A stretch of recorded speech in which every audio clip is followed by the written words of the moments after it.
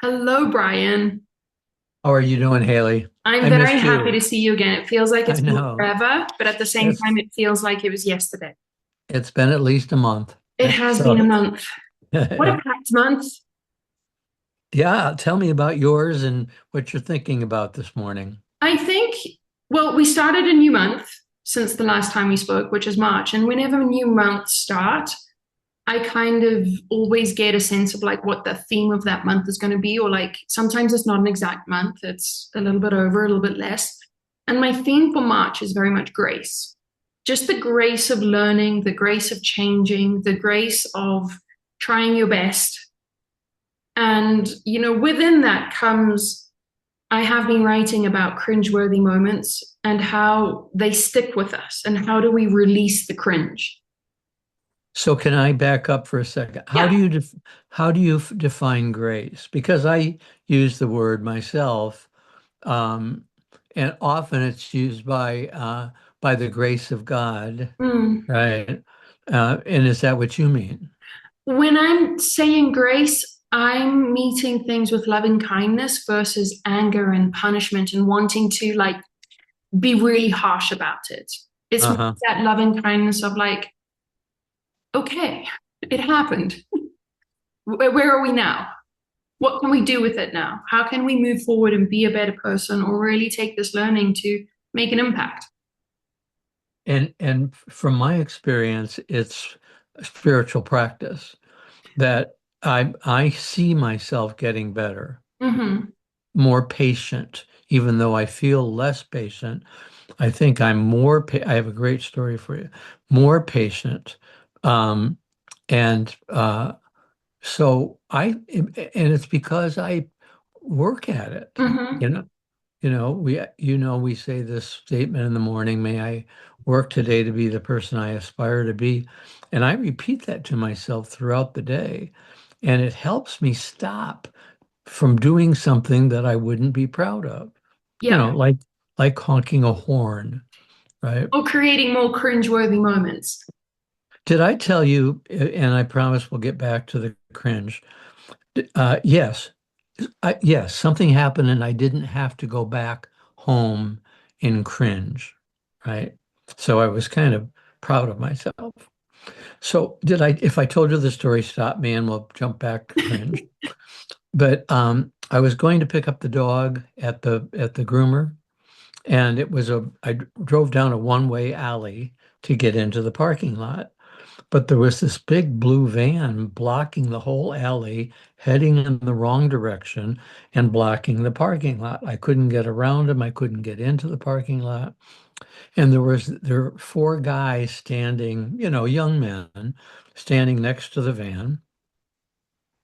And I sat there for a moment and then rolled down the window and said, "Hey guys, um, I need to get into the parking lot. Is there any way that you can, move the van so I can pull in?"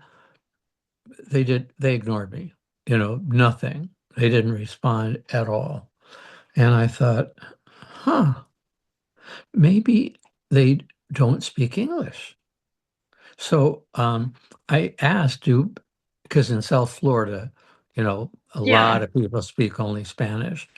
So I said, do any of you speak English? And they looked around, they didn't respond to me at all. And I thought, hmm, something's, I should get out of the car and look for the driver. But before I did, the driver came around the back of the van and led the four guys around the front of the van to get in the van. They were deaf. Mm. They were Talk deaf. about patience. So so they didn't hear me say anything. Nothing. And I was trying to figure out how, even in my loving kindness, I wasn't getting anywhere, right? But there was a reason, you There know. was a reason, and you were still getting somewhere, just in what wasn't what you thought. Yeah, and finally, and it took a while, and I was so grateful that I didn't honk in the beginning to get anyone's attention. And then I ended up having to back. down the alley so they could get, because they were in the wrong direction, get around me and go out. But I laughed at the fun the universe was having with me. You know, it's such a fun story, right? And I think, Because that is part of grace is being able to be open enough to see the bigger picture and to see the synchronicities and, this perfect moment. And it's not that big a deal. yeah, Like, of course, you can choose to go down and be like, oh my God, my time's being wasted. These idiots. What yeah, about my dog? And really going into panic. Or you can choose to just sit back and be like, maybe there's more going on here than I can see. right. And that attitude helps me throughout the day.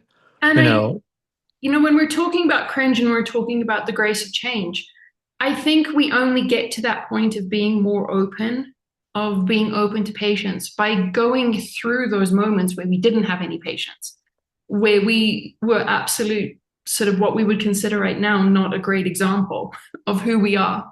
We uh-huh. have to go through those moments to be able to say, that's not me. I don't want to do that again. Well, and sometimes you have to go back and apologize. Hmm. If you have the option. I had my eyes checked on Monday and, thorough check. The little push the button if you see the white ball. I mean, what I don't know if you have the same experience, but eye tests are really elaborate and they Hmm. do eye They're pressure not and 5 minutes. no. So the next day, Tuesday, I get a call from the eye doctor saying you need to come back. We need to uh, look again at eye pressure. And I said, no. I said to the nurse, I said, no, no. I said, I was just there.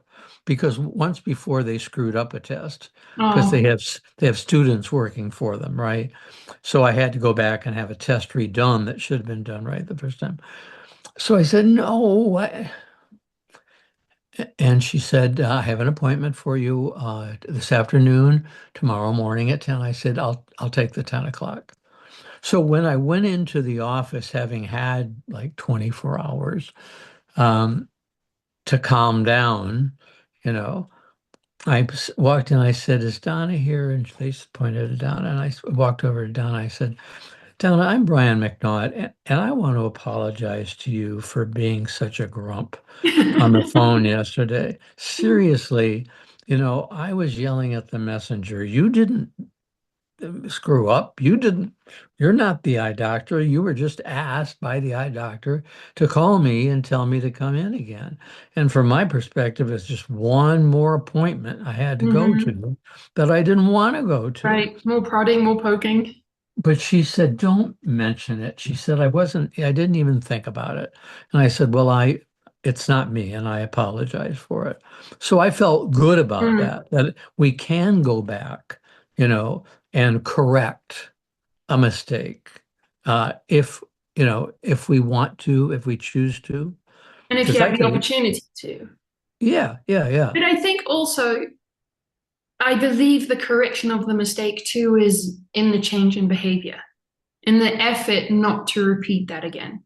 yes, And I think that's where, the power of the cringe is. But because when I sit with the idea of cringing, it's just not a great feeling. hmm It's a really just like, oh, it's a disappointment in yourself. yeah. And so I remember that feeling. So anytime that I'm in any situation that is potentially escalating, I remember that cringe and like the strong part of me is just like, don't do anything that you will cringe.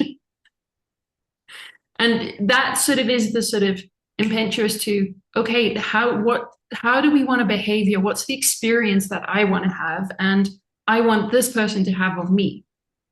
Yes, and that takes work. People listening to this might think, oh, they have the ability to do that. I'm constantly cringing. So what? So, now I cringe about behaviors in the past. It just takes practice. And it takes dedication. Like you have to want to be better. Yes. And you take that cringe and you use it to remember that you don't want to feel it again. Yeah. And I write too that like the cringe shows you very much who you are and who you are not. Hmm. And so it's being able to really use that uncomfortable feeling to be like, okay, let this show me who I really am. Let me be that person that I really am. And I think that's the genius of our system. Like we have these wonderful emotions, like, or these feelings like cringing, like anxiety, like anger, that Shame. shame, that kind of really put us in a place of, is this how you want to go forward? Yeah. Is this who I am? Yeah. And I Or think is it's this, really important for us to acknowledge those. I mean, it's not that we have to sit with them and just analyze those things, but I think it's really important to analyze the benefit of them rather than just always looking at the negative of them and the heaviness of them. I so can't tell tell me, you how many times cringe, anxiety, anger has actually helped me to be a better person. yes, tell me about the grace of cringe. You talked about that in the beginning. I think, the grace of cringe is being able to have a moment where you look back at those cringeworthy moments as uncomfortable it is, and to meet it with, that was a moment in time. It was definitely not the person that I want to be, but I only know that now because of what I went through. And there's gratitude And there's gratitude, for the gift of the cringe the gift of the because cringe and the yeah, learning of the cringe. And now get to sit back and be like, all right, I'm grateful for that moment. I'm grateful for the cringe. I send my love to the person that impacted. And I never want to do that again. And then I go into um, more gratitude because I'm like, I'm so grateful that I'm choosing to be a better person rather than choosing to do more cringe or to normalize the cringe mhm. and to be like, oh, that's okay to live that way. And I think it's so important to acknowledge, not to get stuck in the past, but to acknowledge our path and the learning that we've come through, especially in this day and age where you get cancelled for stuff that you said 10 years ago or the person Hmm. you were. You have to be perfect all the time. Hmm. And the gift of time, the gift of aging is that you become a better person. You mature into more of your soul, more of who you are. That's not always a pretty road. Like you make some big mistakes along the way. Yes, but you forgive yourself, Yeah, and as you get older, you're less and less concerned about what other people think. absolutely. You're less defensive. Not that you don't value, input, but if somebody says, "Do you remember when you wrote such and such?" that you can get off the phone or the internet or whatever and not sit all day thinking, "Oh my God, how embarrassing that was. I never should have done that." You think, "Hey, that's where I was at the time, and you bringing it up is about you. It's not about me." It's a, I feel like, part of that grace too is a lot of gratitude for the ability to have the awareness or the ability to have the consciousness of being in control of your thoughts, words, and actions. And I don't think that that's very specific to you or me. Going back to, are we just being perfect? I think Well, everybody has that ability. yeah, I am. I don't, I'm Of course, sorry. you're a perfect boy. You're a prince of a boy. Yes, A Prince of a Boy, the name of my book. I think it's part of grace is being very truthful about, getting to a point where I am today, where I feel so much grace, where I feel so much peace, and where I can say with ultimate confidence that I'm proud of who I am. And I'm also proud of who I am becoming, and I'm proud of who I have been. It like there's stuff there that today I would honestly disagree with. There would be stuff that I did in my 20s and my teens that I would be like, I would absolutely not do that today. Hmm. And I think that's part of the grace about being on this journey is that we should be allowed to evolve. We should be allowed to change our minds. That's what the universe is calling us to do Mhm. constantly, Constantly, just be to curious. evolve with loving kindness. Hmm. Forgive yourself constantly. So, how do we do that in this world today where there is a lot of motivation to highlight people's wrongdoings? That's a tough one. And I every single day on I have the option on Facebook to say something about what someone did that impacted others in the world, right? How is that for avoiding Trump's name? So, whoops. But you couldn't So, do it. so I choose not to write about it. Hmm. If I wanted to write, I would write something that people got. They understood what I was saying without me, you know, saying, they're evil. Right. Because Blaming. they're not evil, they're doing evil things. And that's a really tough distinction, to make, to accept, Hmm. uh, especially when they continue to do evil things, right? And I think I by no means am a fan of evil. And I am a romantic. I always hope that people get it and start to be better.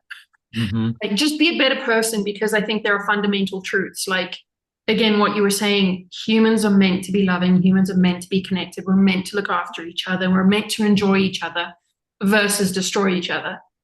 And I have eternal hope. Even sometimes I question it myself that people will get it. We'll all turn around and just be like, let's stop. Let's just all be kumbaya. But I think, very important when we're looking at this motivation to highlight people's wrongdoing is that very rarely do we have accurate information or context. Yeah, sure. But you're big on that. I mean, you want to know, what the viewpoint of every person in the world I before. want to know the viewpoint, or I will just let go and be like, I'm not going to get there. Yeah, but you know what, Haley, that's not what we do. This conversation that we've been having for many years now has never been political. I mean, there are political podcasts Hmm. that in which that's all they do, and Yeah, people tune into it because they think it's fast and funny and to the point and helping sensational. them express their anger or frustration. And we don't do that. We hint Mm-mm. at it, but we talk about the human experience Yeah. and and try to look down at the bigger picture. And instead of talking about uh, war, we talk about the impact that warring in life can have upon Hmm. our souls, Yeah. right? And that warring doesn't mean that I need to spend the day, you know, thinking about Boring. the New York Times headlines. I don't, I'll read them and then I let go of them Hmm. and go back to reading something that I love and also writing something that I can leave on Facebook that might impact somebody that day. There are a few important points there. I think I'll start with, oh, we might go on tangents here. So the first point that I wanted to bring up with, the lack of context and the lack of information does have a circle into the cringe. Because if I tell you a cringeworthy moment, you might not really understand and be like, that's not that big a cringe. Meanwhile, inside I'm dying and trying to dig a hole. Yeah. So it's being having sort of the openness, the patience to allow context, to allow information. Within that too, I think when we're talking about sort of taking that bigger view and a higher perspective of what's going on, is the importance of writing, of sharing from a place that reflects you. Like your writing reflects the person that you're wanting to be. It isn't sort of your outlet to go and trash somebody. Well, what you just said in the beginning was that if I'm feeling something cringeworthy and I tell you about it and you say, oh, you shouldn't be feeling that, I'm not your friend in that moment. I should just be listening Right. to let you tell me your story and your viewpoint. And if you say to me, so what do you think? Then you've given me permission to give you feedback. I Or when you're finished, I can say, I understand, the general thing. I'm not sure I'd feel the same as you do about it, but I'm really glad you shared that with me. and to get to that point, Brian, you had to go through a bunch of moments where you weren't listening. Where about sometimes Yeah, somebody's come to you and been like, could you just listen? yes, And I yes. think, that there is that full circle again. The grace of change is that you always have this opportunity to, even if it's not the best reflection of you, you always have this opportunity to be like, let me try that now. Let me try listening now. Let me hmm try. And I think it's in the trying and the doing that we realize it creates a much more peaceful being. And now, Couples couples counseling helps a lot with that mhm, because the therapist will say, now repeat back to him what you heard, right? So you better be listening right. in order to repeat back rather than your head's coming up with all these arguments about what he said wasn't right, right? And also, just reflective. Tell me what you just heard, all Hmm. right? Uh, or please don't say a word until he tells you he's finished. That has helped me in my life, What a thinking, gift. shh, Brian, you know, be quiet, listen. That's all he's asking for. He doesn't want your solutions. When he's starting to talk about something, he doesn't want you to jump in with the answer. He just wants to be heard. What a gift. These wonderful teachers that come along and just give us these seeds that we then like turn into such foundations, such mainstays of our being. And share them with others, For you free. know, for free because we don't need any remuneration. The payoff is watching people become happy and whole And nice to each other. and like each other and Hmm. like themselves. Yeah, it's very sweet.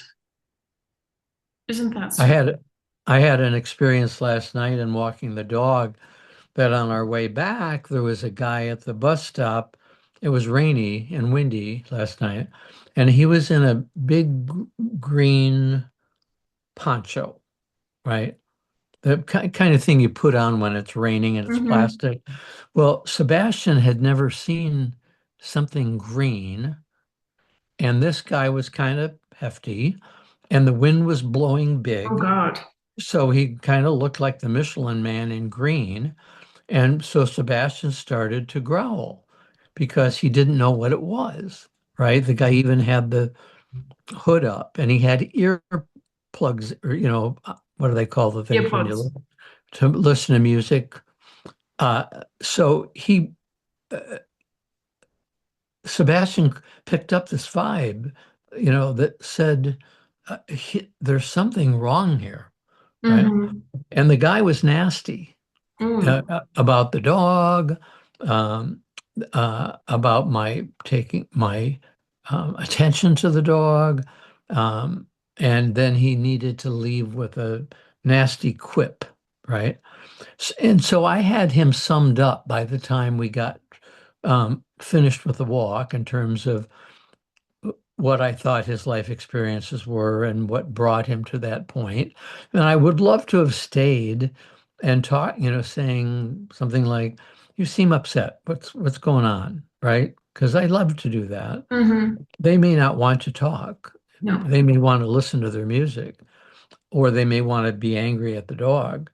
But but I processed it on the way home, and I said to myself, Brian, send him love and forgiveness and be aware that the dog can scare people. And, I had a good handle on the dog. He wasn't going to, Right.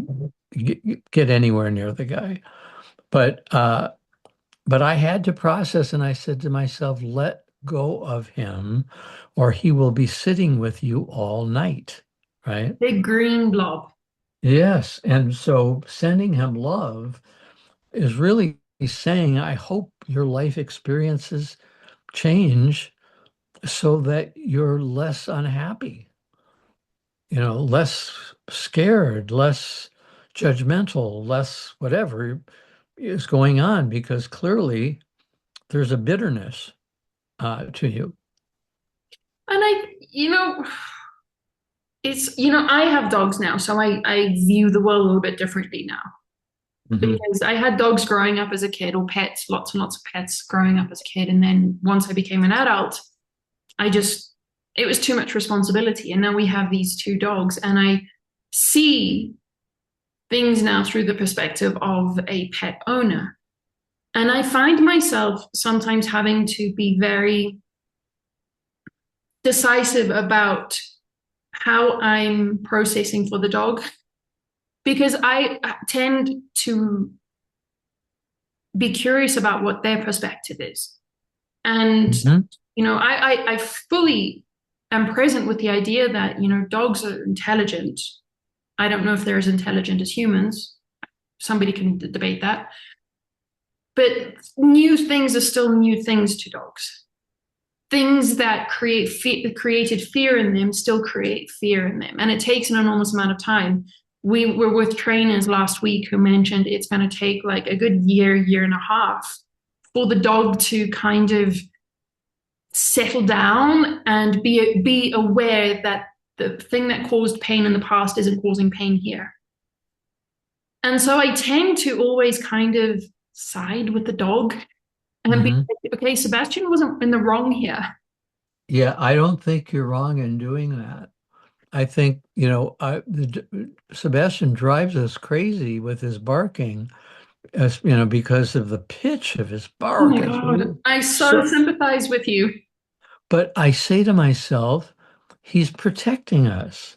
He hears something. I don't know about dog intelligence, but they have far better hearing Well, than we do they and have far far better better sense of hearing and smell. far better sensing. Like they Yeah. can sense a person way before we can. Yes. And their sense isn't really tepid by, skin color or is this a man, is this a woman? It's just vibe. Yes. So And that they they don't they go through as many filters to figure out is this person safe or not. So, but there is that whole the pitch.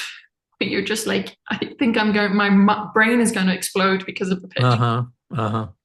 And I do, sometimes we have Lulu who barks, and sometimes she's just barking because there's boredom to it. She's just like, person, person, person. And it's not a threat to her. It's just her announcing that there's a person outside that has no Yes. intention of coming near us, but there's a person. And she's protecting you. Yeah. So That's that's her job, that it's she her. knows that's her job. And I think it's also the relationship, the symbiotic relationship. We protect her, we give her food, and this is her part of the relationship. Right. It's just, Right. it's an interesting, I find, as we're talking about cringe and as we're talking about the grace of change, changing is as recent as I now have dogs and now I have changed my perspective a little bit because before dogs, I would be more probably aligned to this guy where the human has more right to feel than the dog. Or that, Yes. you should control your dog or your dog probably needs training so it's not so reactive and with humans. Now Yeah. I'm more on the side of like, no, the dog has rights too. And the dog is a service dog. So he's Mhm. had he's had training. Yeah. We need the dog is picking something up, and that's why he or she is barking. And isn't So that why you also have a dog? Like, to be your other set of senses? mhm. It used to be that I dogs would create for me a cringe. I'm so, so sorry. I'm so sorry. So sorry. But people often will walk up to the dog as they ask, is your dog friendly? And then their dog and our dog start snarling at each other as if they want to kill each other. but that's only that dog. It doesn't happen with every dog, right? Hmm. So I Or used to be that so, person. yes, I used to be so embarrassed about it. And then I sort of thought, you know what, as if the person starts to approach, I say, I suggest you not do that. If you will come to my house, I swear to God, he will lick you to death. But right now you're a threat. And he's a service dog and he's in training at this moment. So, okay, thank you for telling me. Thank you. But he's just so pretty. I wanted to pet him. Yeah, I know. But, then I keep moving. It's so interesting you mentioned, I feel like we're living, I mean, obviously we're living parallel lives. We're so connected. But one of my cringe moments when I was growing up is that my mum was that person that always felt like she had a connection with dogs, and she got bitten so many times. And it would just be like, Mum, leave the dog. Mum, please just leave the dog. And she would, whether she felt something or not, I don't know. But I think, being on the other side of that now, where it's so important to be able to tell people, keep your distance. Like It if is. It's a gift to them. Yeah, and I think it's like it's part of that learning from the cringe too, is like if I just tell you to keep your distance, I avoid this huge dramatic moment where now you're going to leave and be talking about this for the rest of the day. I'm probably going to be talking about this for the rest of the day. Let me just use my words. Mhm. It's a interesting thing that Your dogs mom, your mom thought she was a dog whisperer, probably. she thought she was an animal whisperer, and she thought she was Uh-huh. a human whisperer too. And I think she definitely had abilities. She just didn't have boundaries. Uh-huh. And it's And, learning and about dogs as an adult now, and where it's much more acceptable to have dogs out in public, whether they're on a leash or not on a leash. uh-huh. I've been able to kind of take that step back from a higher perspective and look at it and be like, all right, I can see how this was a threat to the animal. Hmm. And I wouldn't from want somebody doing that with my dog for sure. the dog is my teacher. I mean, I don't want to, we don't need to keep talking about dogs, but I take everything that happens with Sebastian as a teaching for me. Mm-hmm. What's my reaction to that? Why am I reacting like that? Um, uh, should I be in charge of reacting? Ray says, let me handle. Okay, here. Well, I think, there is science out there that the dog becomes the owner. Like the dog mirrors the owner's state. Uh-huh. So if there is a person who is highly sensitive, highly reactive, the dog becomes highly sensitive, highly reactive. So I think, possibly ending the segue into dogs is being a better person doesn't just benefit humanity, it benefits all beings everywhere. It benefits Yeah. plants. We speak often about how important it is to speak to the plants, acknowledge their presence. Yes. It's the same with the dogs too. We have cringeworthy moments with the dogs too, and it's just like, all right, how can I be better? How can I show up better for this dog that really isn't asking me to show up? It's just asking me to give her love. Yes.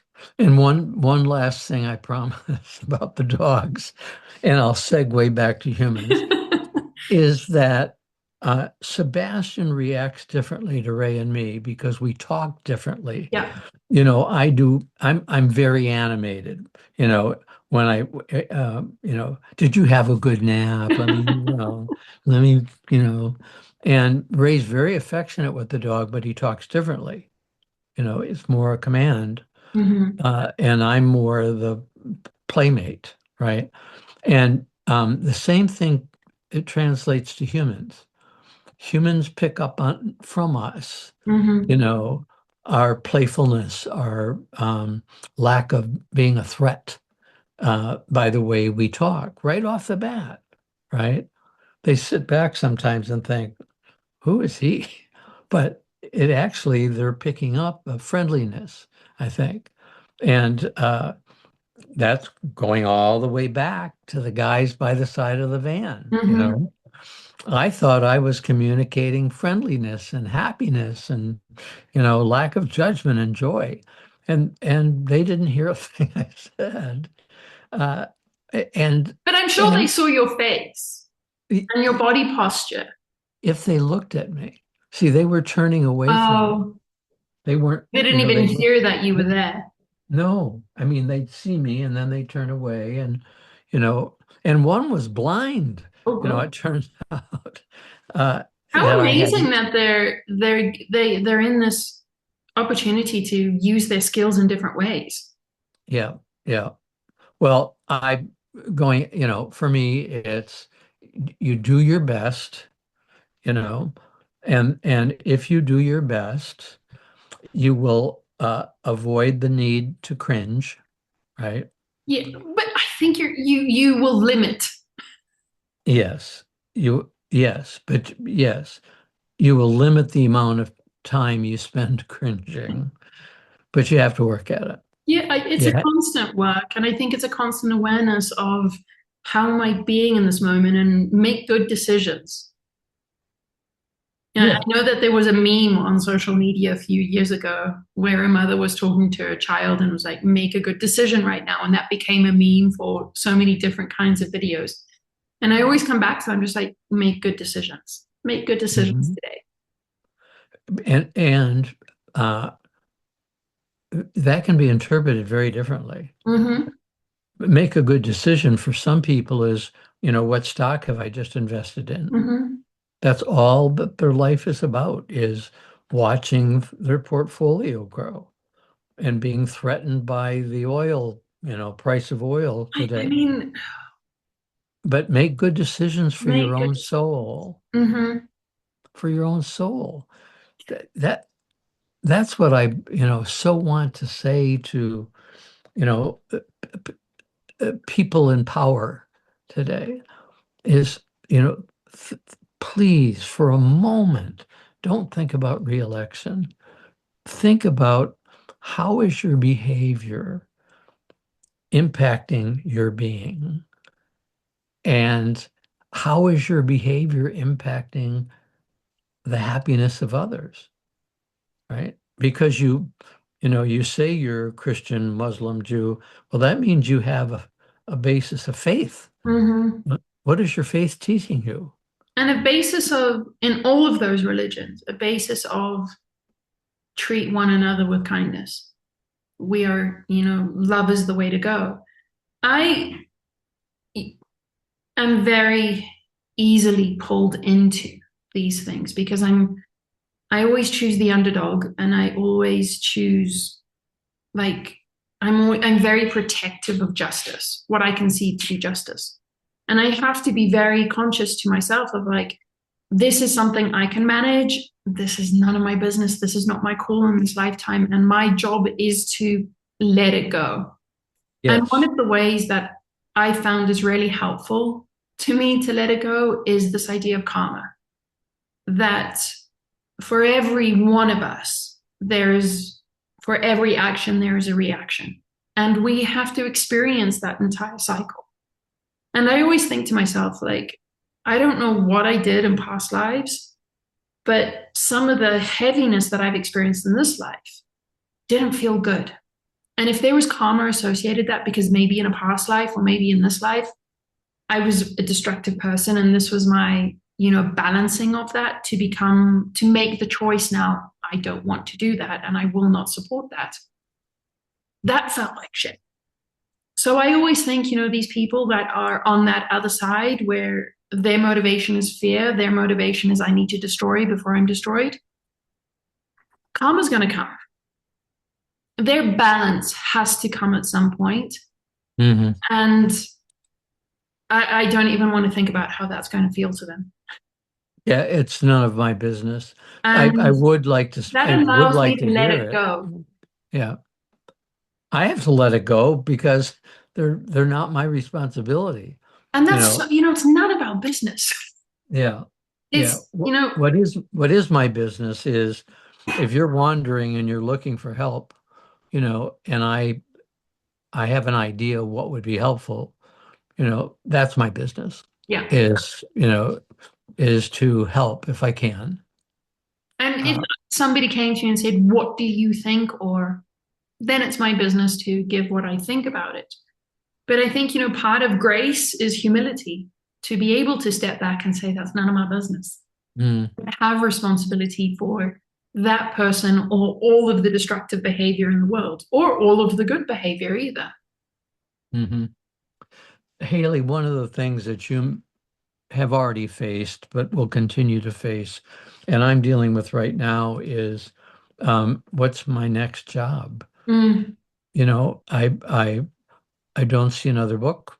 Um, I'm very infrequent with my column, that I write for the local gay press. Uh, I'm withdrawing more and more in terms of being at home and, the safety and comfort of the house and garden and Ray and the the dog. certainty of your life. But I think, Brian, you're only 78. Hmm. You know, there's got to be something more. So I just said yesterday, God, you got to guide me on this because I have no clue. Show me into it. Right now, I have no clue what's what I'm supposed to do. And maybe that's exactly where I'm supposed to be. You know, maybe I'm supposed to be thinking about this, coming to my own conclusions and sharing them in whatever manner I can. I think it's interesting again because part of you talking about like you find yourself going more into being at home. I find myself now being pushed more into being out of home, and I don't like it. Uh-huh. I like my home. I like Yep. being at home, and with these dogs now, it's literally I have to be outside now amongst people with the dogs. Hmm.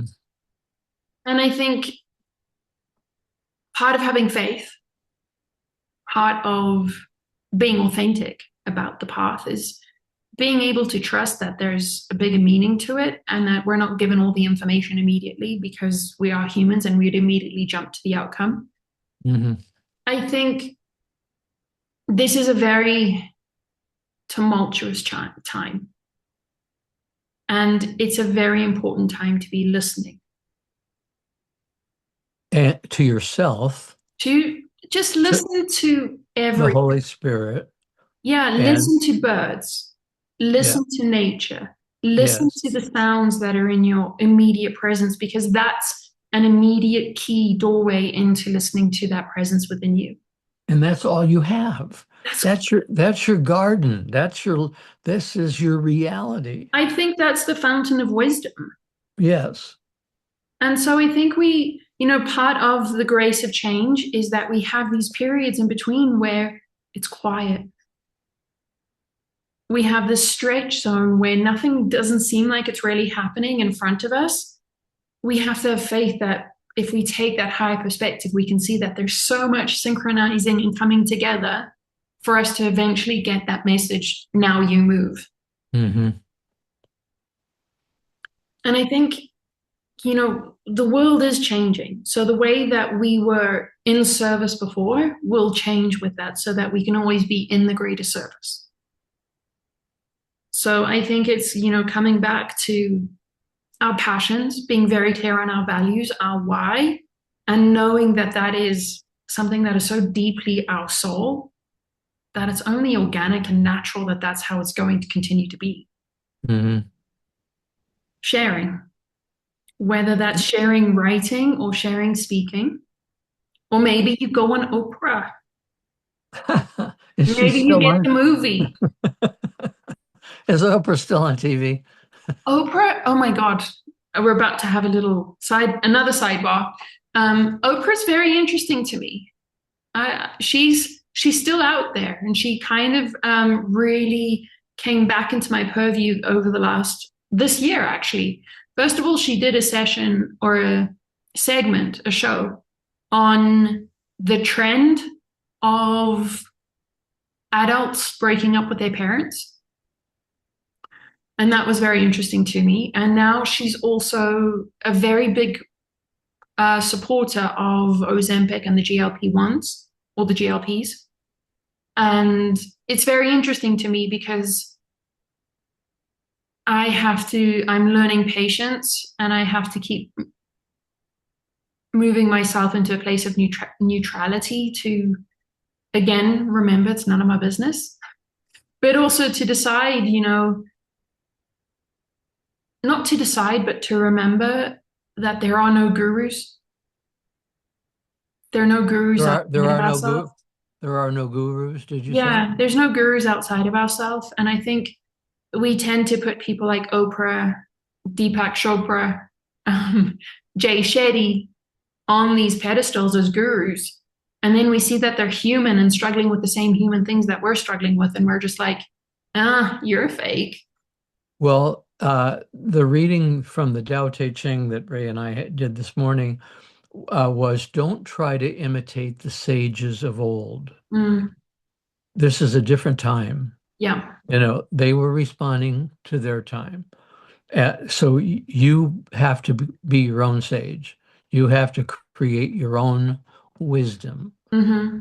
And, but I do think that you remember from Scrooge, Christmas Carol, uh, mankind is my business. That statement in the movie, when you were saying it's none of my business, some things aren't my business, right? Because I can't influence it. No Yeah. one's asked me to, but I can role model. You Hmm. know, I can make good choices. I don't need to tell anybody about it, although I love stories, right? Especially when I can make fun of myself. Uh, but I do feel I have an obligation to be a manifestation of the best I can be. And that others might look at that and say, as in, what was it, Harry loves Sally or whatever. I want what she's Oh, got. when Harry met Sally. Yes. And I think that motivation comes from something so deep inside of you, that soulness that says, be in your full potential of the soul. You have this option. You can choose at any moment not to do that. And I think, coming back full circle to the grace of change and cringe is being able to every single moment, every breath, every heartbeat, every moment, to be curious enough to say, who can I be now? Mm. Can I be now? Who am I right now? Hmm. Who am I? To Yeah. myself, to Ray, to the dog, to my friends, to the neighbors. Who am I? And I think if you're looking and questioning that of other people, you're not doing it of yourself. Hmm. So that to me would be you're in direct contradiction with everything you talk about. When I ask who am I to them? No, when we're looking at other people and going into that space of like, who are you and what are you doing and how are you doing this? That's a Right, moment we're not doing it to ourselves. We're not right, asking ourselves, are you being a better right. person? And and we have limited time on this journey, and I have no idea what happens, once our bodies give out. I don't. I mean, We I don't. I mean, I that's live the with benefit of the human. I live with the hope, that whatever source of energy, or white light, or wisdom that I've been able to accumulate will be absorbed as a positive thing into, the higher power. That's the hope. But I don't know. But that doesn't mean that my behavior is going to change Right. if somebody, convinced me there was nothing else. You What can't plan for not being a human when you're a human. yes, and to be the person you've been since you were little, you Right. know. I mean, you grow up, And again, the grace of change, we grow up, we learn, I'm a very lessons. different person. Like like from the time that I was 10, I'm a very different person, but there are still similarities that you would see. Yes, yeah. Thankfully, I'm a different person than when I was 20. I know that we're running out of time, but we were walking past some teenagers yesterday, and both Hugo and I said, looked at each other and were like, I'm so glad I'm not a teenager anymore. Or don't have one as a We child. don't You have know, one. Like, that would be a challenge for me. talk about a time in life where it was cringe. Yeah. Although if I had a teenage child, they would be the world to me. So I can, look at it in a distance at others and think, oh no, not please. But if it was my own, you know, I give thanks that my I don't. my hope would be I'd have no cringe moments with the child. No, but I think as a teenager, like I had a lot of cringe moments as a teenager. Oh yeah, yeah. Like that was loaded. Yeah, thank goodness for aging and time. And on that lovely note, Brian, thankfulness for aging, for time. I can't wait till we speak again. Me neither. I think we'll still be in March. I don't know. I have to look at the calendar. It's 2 weeks from now. So We should still be in March now. Maybe not. 14 days. I think so. Who If knows? not, well, it doesn't matter. It doesn't matter. We'll be talking at the perfect time about the perfect things. In the meantime, I offer you grace. I hope Yeah. that you have the most graceful 2 weeks. And you be well and happy. Thank you, my love. We'll talk Mm. soon. Good. Love you, Bye. Haley. Bye bye.